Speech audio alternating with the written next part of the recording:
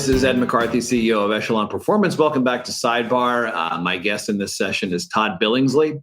Todd is the CEO of Transforming Leaders Development Company, a longtime thought leader in the areas of leadership, coaching, and the impact on an organization. He has built a number of sustainable platforms for enhancing leadership in different organizations, and also has been an award-winning leader in those organizations. Todd, welcome back. Good to be here, Ed. Did you invite Kenny Chesney today? I did, but that's my, what, that is my ringtone when somebody calls me is Kenny, because, it just takes me back to the islands, right? I'm in that blue chair, just chilling, maybe with a rum in my hand, Ed. So, if it's a bad day and you hear Kenny, it turns into a better day. That's great. So it's almost like a Pavlovian. It is. I'm in my happy place with my chair and my rum, and exactly a nice little breeze coming off the ocean. Yeah. I'm glad we could touch on things like this when we're talking about things that can be a little academic, like coaching and leadership. Yes, exactly. All right. So I gave you a really nice introduction, but I know you on a whole different level. I consider you a friend and confidant and an associate. And I want to dive in here to something that I think a lot of organizations aspire to, but you have been able to replicate, like you've done it more than once. And that is, you've been able to take a lot of the things that we're talking about, whether it's management or leadership, coaching, and you've been able to work with organizations through a whole process, setting expectations, telling the brutal truth, measuring, finding the right people for roles. You've also been able to do the last part of it, which is look at the impact, look at the results of that work. Now, we can talk differently, openly about different instances and where you've been able to make that happen. But I want to focus on one because for us, for our organization, it was really a milestone in terms of not just the work that we did in the places that you had us go in terms of our growth, but in terms of the impact as well. And I'm talking about Biohaven. Can we talk about that a little bit? A little company that could. That it was amazing. Well, I think it starts, Ed, from a leadership standpoint. We always talk about one of my favorite kind of organizational design theories is the 6Ds. And the 6Ds always talks about without leadership involvement and leadership setting the tone. To me, I totally believe this, that it's like any team you're on. If the leaders aren't setting the right tone, aren't developing the right culture, aren't setting the right environment, then those things aren't going to happen. So when you have somebody like BJ Jones, Chris Deluzio, Nikki Say kind of all aligned around what they believe good looks like, and they truly believe coaching was important and hiring the right leaders and the right people within this organization matters. And they did their due diligence in doing that as they built out Biohaven from a commercial standpoint. And then they really, Nikki, one of the most analytically brilliant people I've ever met in my life, but really, it wasn't perfect at start, but he took what he learned at other life science companies and said, he continued to work on this process around how do I assess the impact of coaching, within our organization, and how can I make sure that I'm tying each level of leadership to how we impact coaching and set the framework of why coaching is important. I mean, there's lots of data, and we've talked about it, Gallup, McKinsey, Bain, others who looked at that and say, hey, coaching and great coaching matters. It is a differentiator from a performance standpoint, from a employee engagement standpoint, from a competitive standpoint within your organization, both now and long term. But what we did at Biohaven with Nikki, we looked at a multitude of different parameters. We brought you in, you and your company went to the field. We just didn't. I think the beautiful thing is we wanted to face the brutal truth. We were kind of like a beaker. And we wanted to see like what really was happening in the field, and getting that clear, true assessment on how well are our coaches coaching, what were they doing, what were our best coaches doing. And we looked at best in a myriad of different ways, like best in terms of sales performance, right? Best in terms of their ability to coach, best in terms of their ability to write written coaching, which you were helpful as well on that, not only riding with our coaches in the field, talking to our field consultants, our sales consultants, getting feedback from them, assessing written coaching quality, right? And then looking at some other parameters, which we did, which then gave us a really nice blueprint to look at sales performance, coaching quality from a written standpoint, skills and behaviors from a field standpoint. What do they do consistently out in the field? How do they set up the day? How intentional are they around the goals and the specific skills they're coaching to? And then ultimately wrapping all those things up, how do they impact performance? And what we saw was that our best coaches, and we had, I think maybe about 12 to 13% of our 70 plus coaches who were deemed really high level.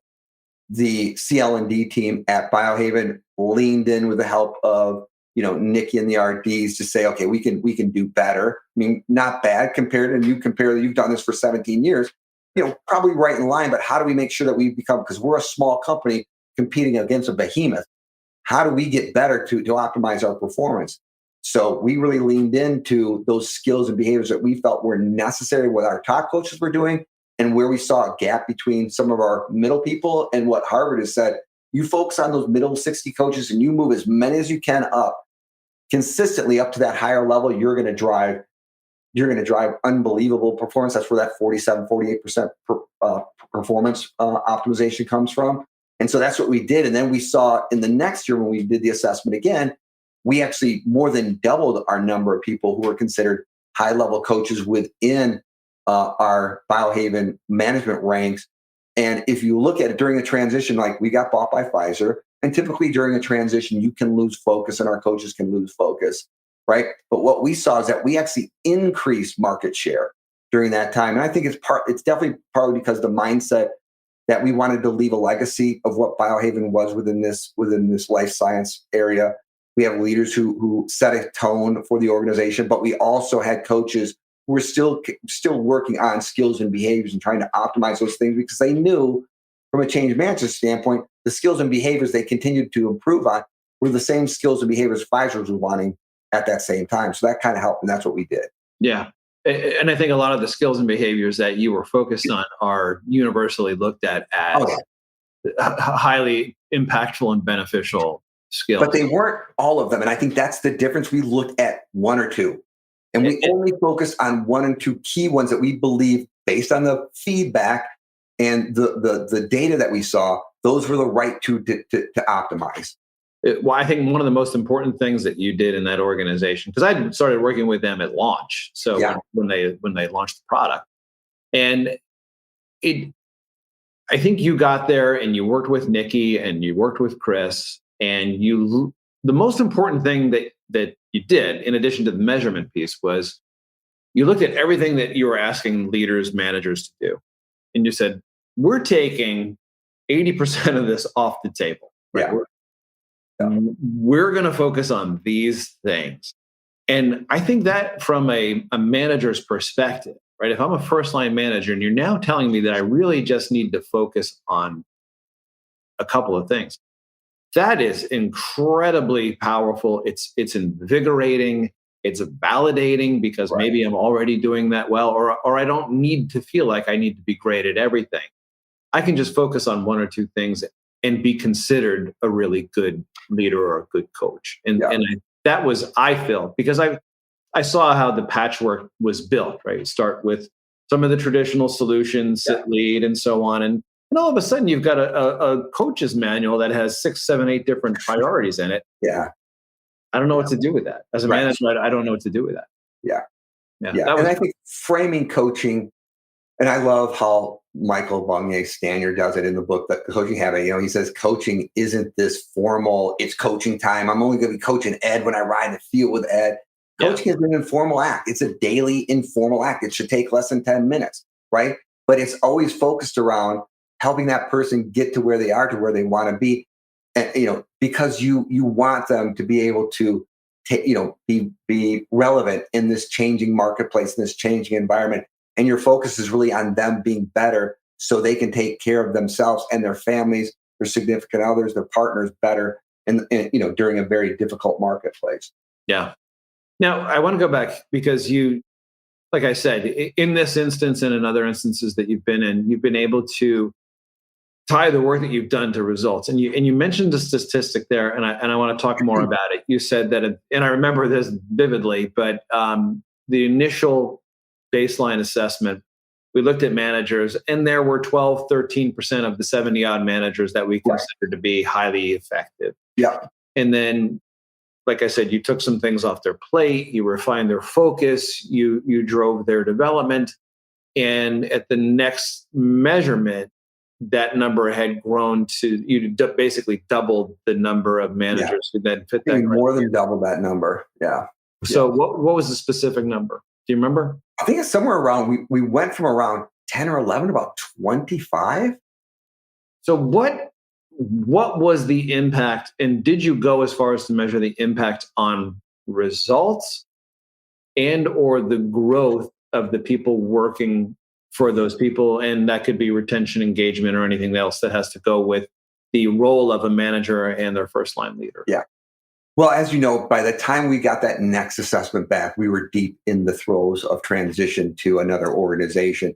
But like I said before, if you look at the data, we grew from a market. Now, we were a much smaller company compared to our competitor, but we grew market share, new RX market share, and total market share within the migraine marketplace by, I think, 4 or 5 percentage points through the summer when we were already been purchased. So I would say those are pretty good numbers.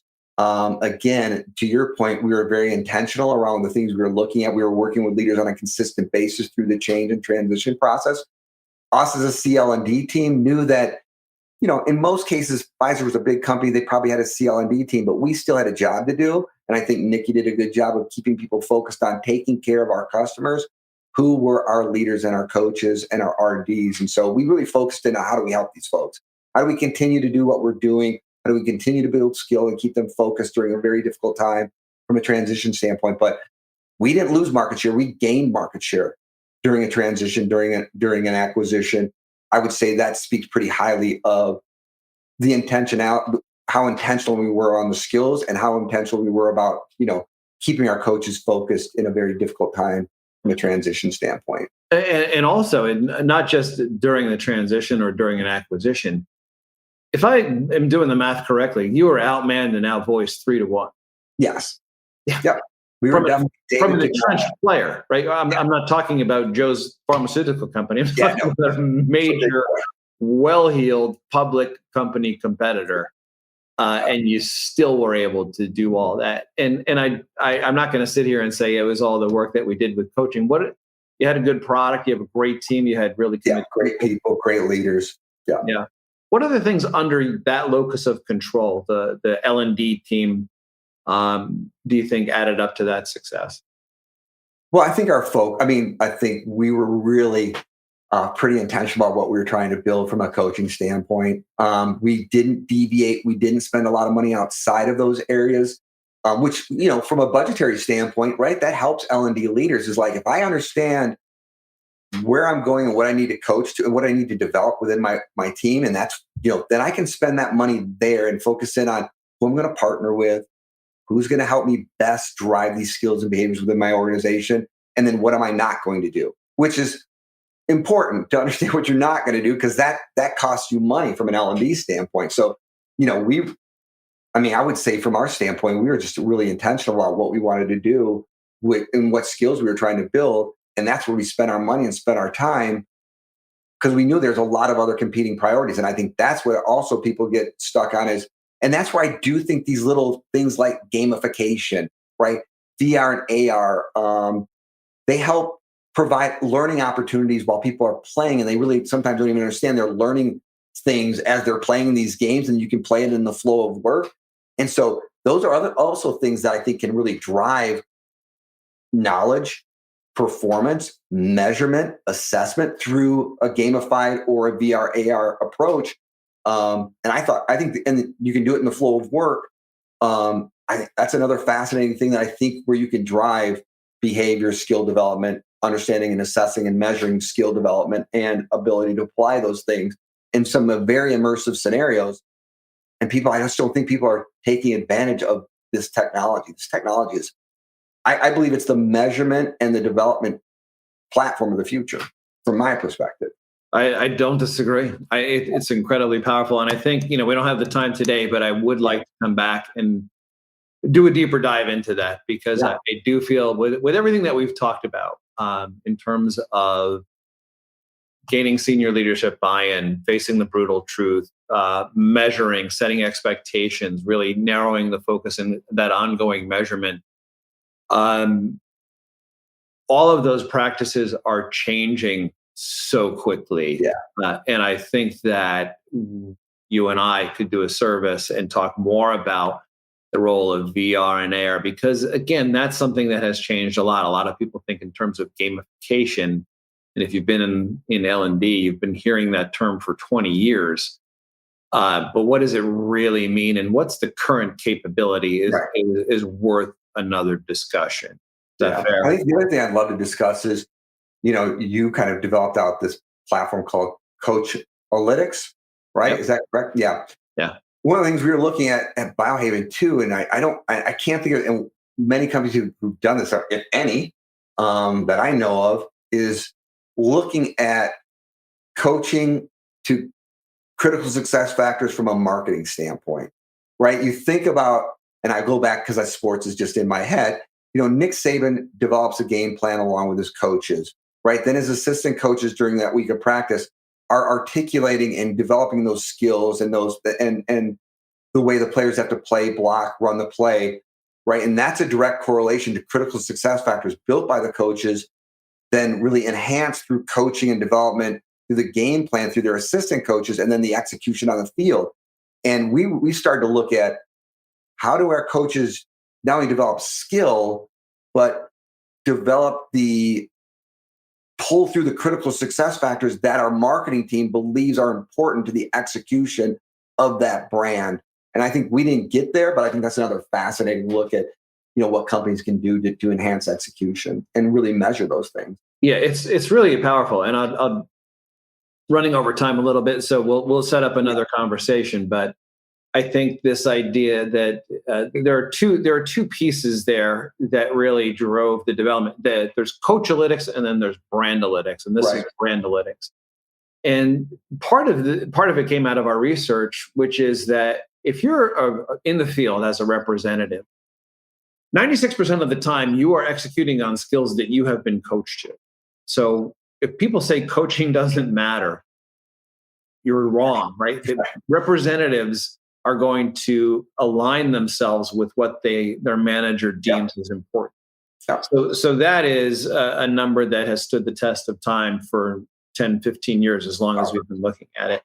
The other piece of it is, and this came through just multiple discussions and a good friend of ours, Rich Barron, and his insights, just to look at, when it comes to brand strategy, the success of a brand strategy is dependent on a lot of things. And one of the major things that it is dependent on is the ability of the field to actually execute the strategy. So whether that's messaging to the highest components of that, the overall strategy, or segments within it, or tools or resources, whatever it might be. There's a big question mark that has persisted for years in terms of, to what degree is this field team actually pulling through my strategy? Yeah. And when you start to think about that need and you look at the role of the manager and their coaching, there is a natural fit that says if we can get managers to coach to the skills and behaviors and the tools that make up that strategy,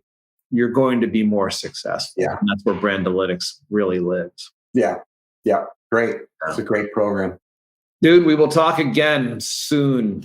Peace. Todd Billingsley has been a great guest, a source of insight as always. He is the CEO, the founder of Transforming Leaders Development Company, has been a leader in this industry and a thought leader in this industry for decades. And if you are a commercial leader in life sciences or really any organization and you need to get your head around some of this, I can't give you any better advice than to reach out to Todd. So Todd, thanks so much. Thanks, and we'll talk again soon, man. All right, man. Good seeing you. Take care. Great to see you.